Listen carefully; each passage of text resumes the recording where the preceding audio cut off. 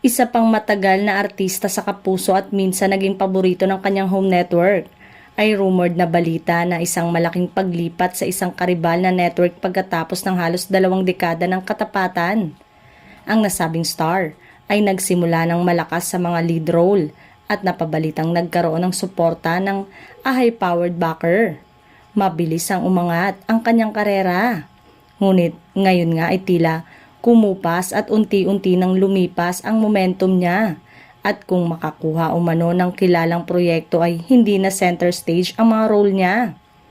Ang karera ng aktres na ito ay tila tumamlay pagkatapos ng isang kontrobersyal na issue na nananatiling bahagi ng kanyang kwento. Sa ngayon ay wala umanong maibigay na proyekto na maaaring magtulak sa kanyang muli sa kanyang pag-angat. Ang haka-haka ay ang network mismo ang nagpasya na umatras sa kanilang mga gagawin para iangat siyang muli sa pagiging bituin. Ngayon ay ang mga bulong-bulungan sa showbiz industry na ang kanyang kuponan ay nakikipagnegosasyon sa isang hakbang para sa 2025.